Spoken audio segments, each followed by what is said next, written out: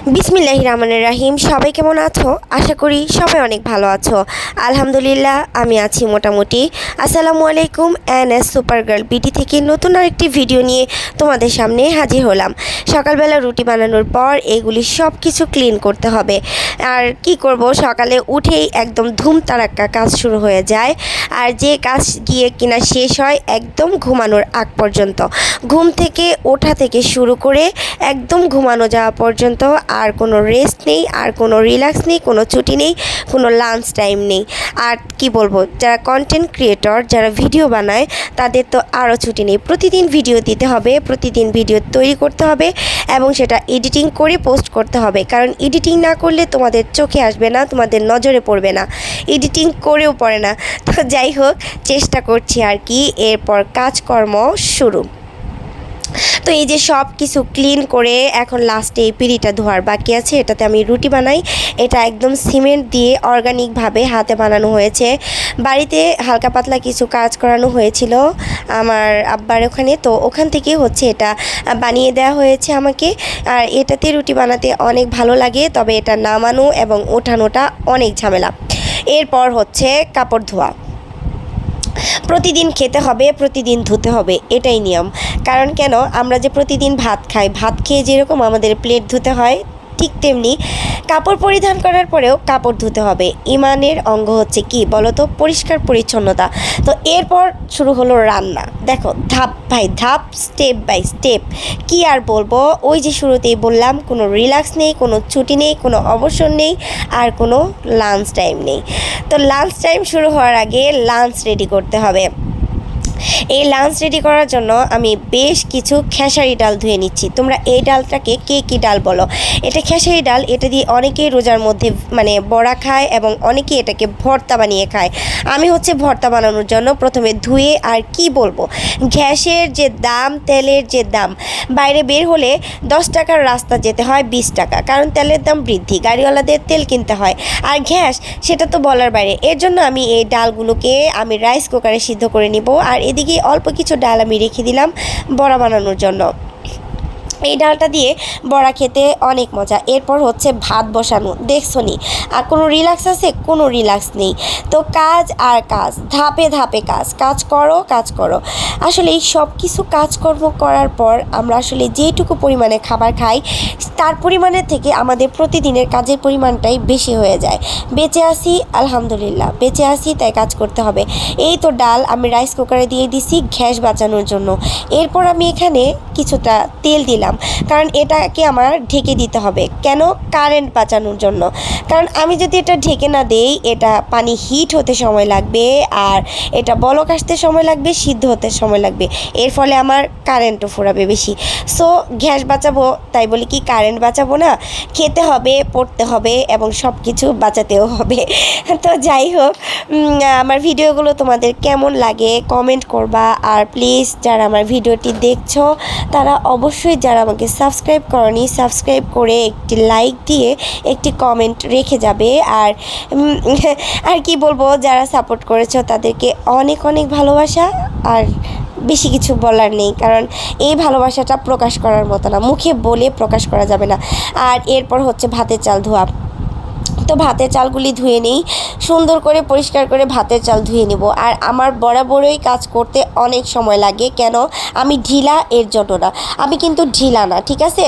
আমার কাজ করতে সময় লাগে, আমি সব কিছুই অনেক পরিষ্কার করে ধুই।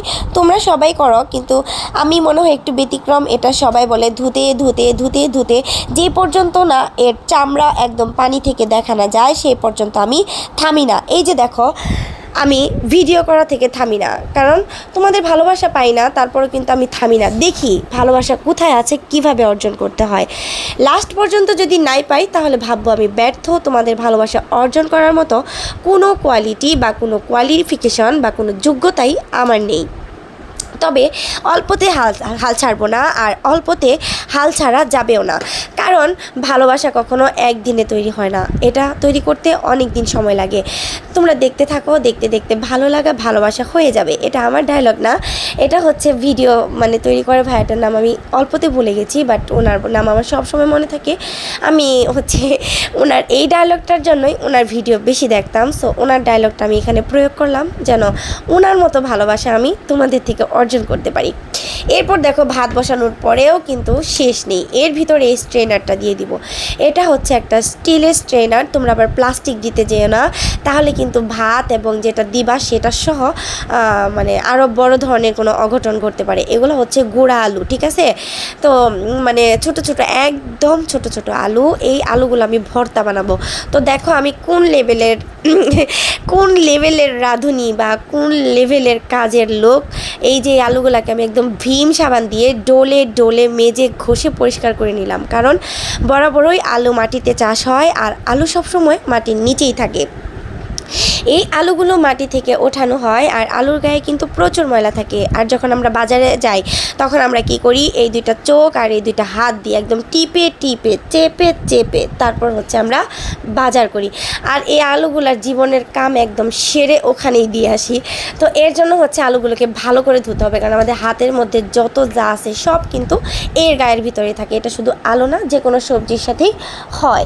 তো যাই হোক, আমি হচ্ছে আলুগুলাকে একদম পরিষ্কার করে ধুয়ে নিলাম, একদম ঝকঝকে, আমার থেকেও ফর্সা করে। তো এখন আমার মনে হচ্ছে যে এই আলুগুলা আমার থেকে ফর্সা, একে এখন ব্যবহার করা যাবে, কারণ এই আলুর সাথে সম্পৃক্ত হচ্ছে আমার ভাত। কারণ এই আমি ভাতের মধ্যে সিদ্ধ দিয়েছি, আলু যদি পরিষ্কার না হয় তাহলে আমার ভাতও শেষ। তো যাই হোক, এরকম সংক্ষিপ্তভাবে কাজ শেষ করার বুদ্ধি তোমাদের আর কার কার আছে, আর তোমরা কে কে ব্যবহার করো। এই আলুগুলো সিদ্ধ করতে গেলে আমার আবার ঘ্যাসে দিতে হবে, ঘ্যাস পোড়াবে, আবার আলাদা করে আমার চেক করতে হবে। সো ভাতের ভিতরে এভাবে আমি দিয়ে দিলাম, আমার ভাতও হয়ে যাবে, আলুটাও সিদ্ধ হয়ে যাবে, আর আমি অনেক সংক্ষিপ্তে গ্যাস বাঁচিয়ে কাজ শেষ করতে পারবো। এরপর দেখো, এরপর হচ্ছে রুটি ভাজা, আর এই রুটিগুলা ভাজার পর আর এই রুটিগুলো আমি বানানোর পর যে রেখে দিয়েছিলাম, তবে একটা এমন ভাবে লাগছে মনে হয় এরা জনম জনমের চেনা। এরা না যেন কত জনম ধরে একজন আরেকজনকে চিনে। ভালোবাসায় এতটা মগ্ন হয়েও মানুষ এইরকম করে না, এরা যতটা মগ্ন হয়ে একজন আরেকজনের গায়ে লেগে গেছে। কিছু কিছু লোক আছে গায়ে লেগে গায়ে পড়ে ঝগড়া করে, এরা তার থেকেও বেশি লেগে গেছে। এর জন্য আমাকে আবার রুটি বানাতে হলো। আমি কি করব, টেবিলের মধ্যেই দাঁড়িয়ে দাঁড়িয়ে রুটি বানিয়ে নিলাম। এই যে দেখো, আর এই যে রুটির গায়ে যে কালো কালোগুলো দেখা যাচ্ছে এগুলো হচ্ছে কালো জিরা। আমি বরাবরই কালো জিরা দিয়ে রুটি বানাই, আমার ভালো লাগে আর খেলেও উপকার আছে।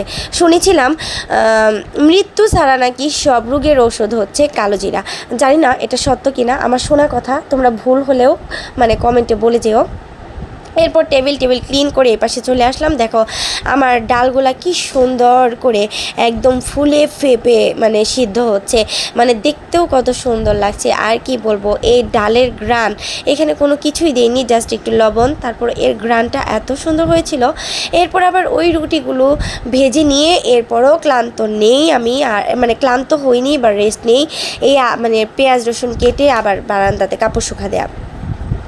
তো কাপড় তো ধুলেই হবে না, কাপড় শুকাও দিতে হবে। এই যে কাপড়গুলো শুকা দিতে হচ্ছে, আর এই কাপড় কিন্তু শুকা দেওয়া পর্যন্তই শেষ না, এগুলো আবার আমাকে ওঠাতে হবে, আর আমাকেই ভাঁজ করে আবার জায়গা মতো রেখে আবার কালকে ওখান থেকে বের করে সেই ভাঁজ খুলে আবার ব্যবহার করতে হবে।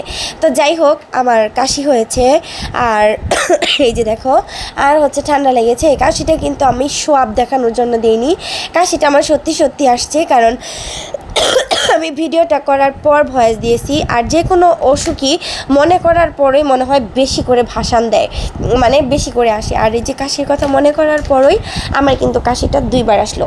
এখানে হচ্ছে কোনো চাপাতি দেওয়া হয়নি, আমি জাস্ট ওই গরম মশলা, আস্ত গরম মশলাগুলো পানিতে দিয়ে অনেকক্ষণ জাল করে এরপর হচ্ছে একটা লাল কালারের ভাব নিয়ে এসে এটা গরম করে খাই।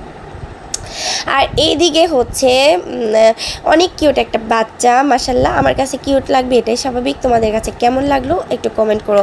সে হাত ভর্তি ফুল নিয়ে আমাকে উইশ করতে আসছে কেন আমি আজকে তার পছন্দের রান্না করছি, আর সেটা হচ্ছে এই যে ডালের বড়া। এই দেখো আমি খাই, হা করে বড় একটা লুকমা মুখের মধ্যে দিয়ে দিলাম, কারণ এই বাচ্চাটা বড়া টড়া খেতে অনেক পছন্দ করে। এই যে দেখো খুশিতে সে এখানে এসেও আমাকে ফুল দিচ্ছে।